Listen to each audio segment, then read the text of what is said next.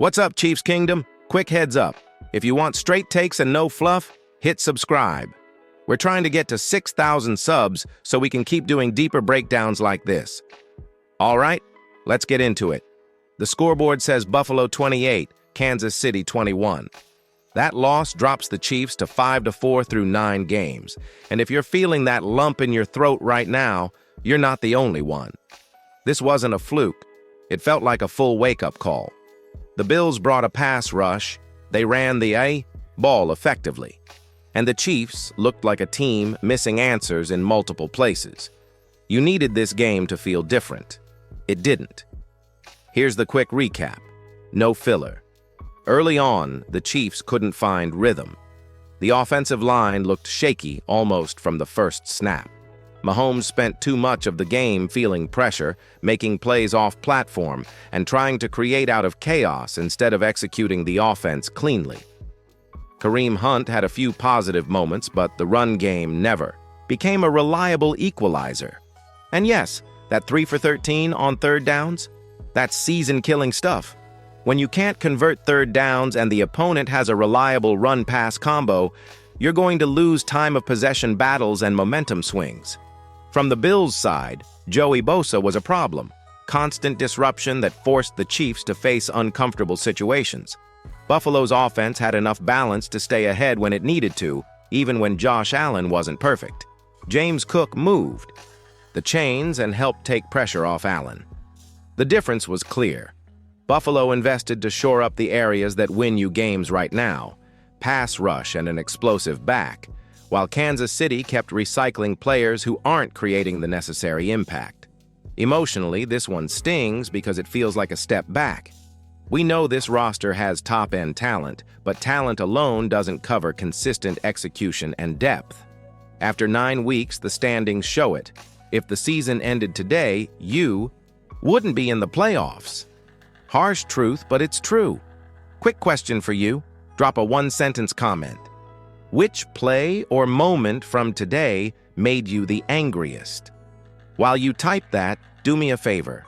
Smash the like button if you want more honest breakdowns, and if you haven't yet, subscribe. Help us hit 6,000. Now let's be real. This loss starts in the trenches.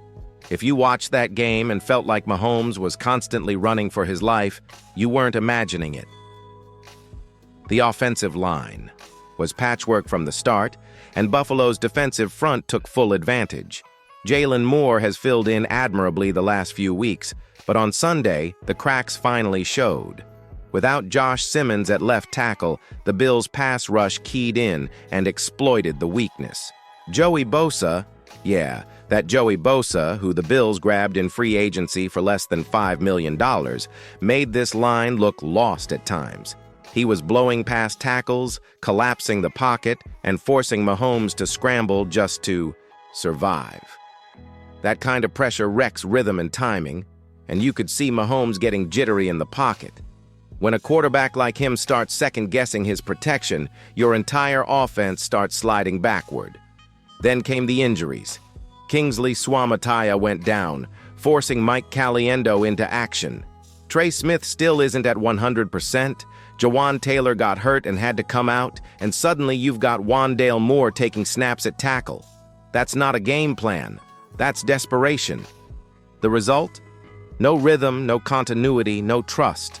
Mahomes couldn't step into throws, the pocket kept collapsing, and even the running game stalled after a decent first half. You could tell how much not having Josh Simmons matters. And yeah, I get it. He's been dealing with personal issues. Totally understandable. But man, this team desperately needs him back.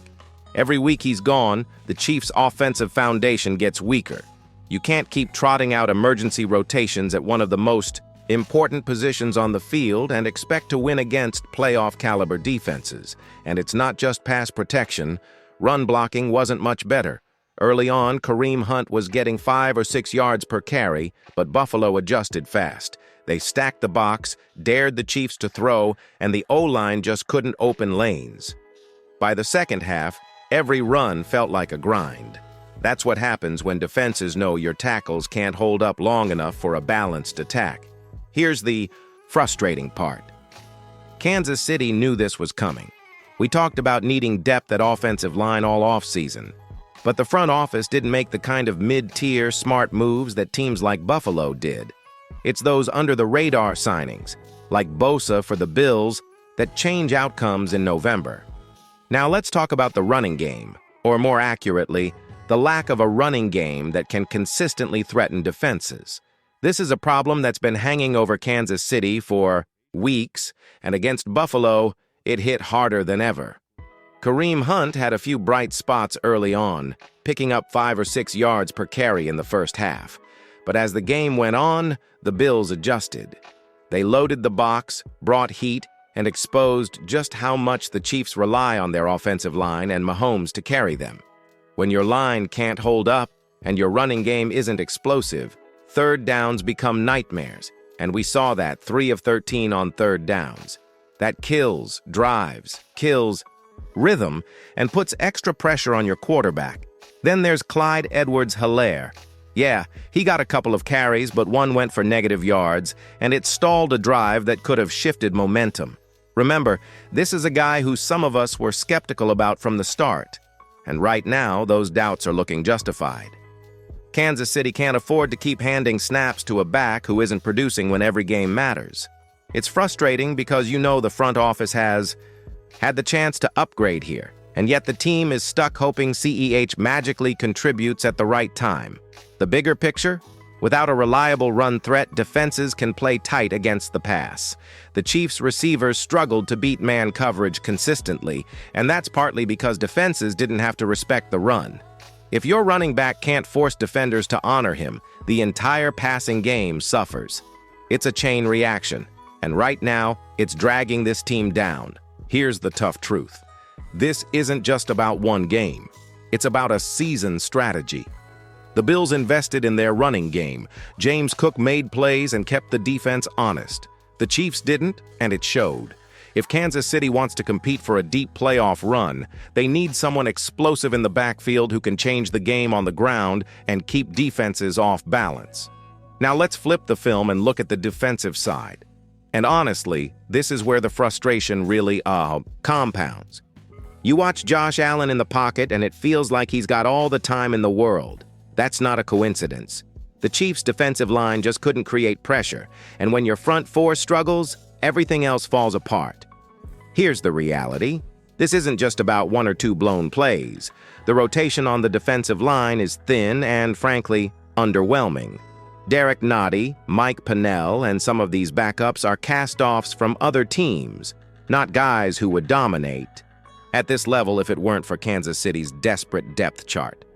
That means Chris Jones is constantly double-teamed, the edges aren't generating consistent pressure, and Allen gets to sit back, read the field, and make throws at will. And it showed. James Cook was able to run effectively, keeping the chains moving and the offense balanced. The Bills' tight ends also had a productive day. Yes, part of that falls on linebackers in coverage, but the biggest difference was the inability to collapse the pocket. You can't game plan around elite QB play when your line isn't creating any chaos. That's why the Bills looked comfortable even without some of their stars. They exploited the weak spots Kansas City left open. Here's another point. It's about front office decisions. Kansas City had chances to add depth to the line, but the moves weren't made. Contrast that with Buffalo signing a low-cost player like Joey Bosa, and suddenly you see the difference between a team that plans for gaps and one that hopes its starters can carry the load. When your season hinges on playoff-level competition, hope isn't a strategy. I also want to highlight execution and coaching. Some of the calls didn't help, yes, but when you have a thin defensive line, no scheme is going to generate consistent pressure. And that's what makes this season precarious. If the line can't get after the quarterback, you're constantly playing catch-up. That means more stress on the secondary and less margin for error across the team. So here's my question to you, Chiefs fan. If the team could only make one defensive move at the trade deadline, bolster the interior or add an edge rusher, which would you pick? Type it in the comments. I want to hear your take. Finally, let's step back and look at the season as a whole, because this loss to Buffalo isn't just one game. It's a major warning sign. At 5-4, the Chiefs are hanging by a thread. The one seed hopes, probably gone. That means even if they make the playoffs, it's likely the wild card weekend, 3 road games to reach the Super Bowl. That's a brutal path, and every mistake gets magnified. Here's the truth. The AFC West is no joke this year. The Broncos are rolling, the schedule favors them, and Kansas City can't afford slip-ups. If you want that streak of AFC West titles to continue, you can't just rely on talent. You have to execute, win, and make smart moves. Sweeping the Denver Broncos is a must if you want even a shot. Right, now that feels like a tall order, and the margin for error is shrinking fast. So what does this mean for Brett Veach and the front office? Trades. Period. The Chiefs need a real running back who can threaten defenses and take some of the load off Mahomes. Clyde Edwards-Helaire isn't getting it done, and the current rotation is costing drives and games. They also need defensive line help. Someone to relieve Chris Jones, generate pressure, and give the secondary a chance to breathe.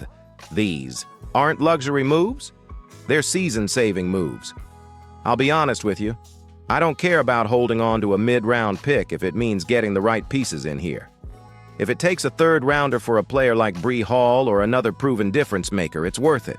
The season is literally on the line and the time for speculation is over. Kansas City fans, we deserve better execution and better depth on the roster. Quick question for you. If you could choose only one move at the deadline, which would it be? Running back or defensive line? Drop your answer in the comments. I want to see where the fan base stands. Finally, if you've been following along and agree that the Chiefs need action now, smash that like button and hit subscribe if you haven't yet. We're chasing 6,000 subs and every single one counts. And I promise, we'll keep breaking down the games like this with no sugarcoating. All right, Chiefs Kingdom, that's my take. The season is hanging on by a thread, and the front office has some critical decisions to make. But that's the reality. What do you think? Can the Chiefs turn it around after the bye week? Or is this season slipping through their fingers? Let me know in the comments. Go Chiefs!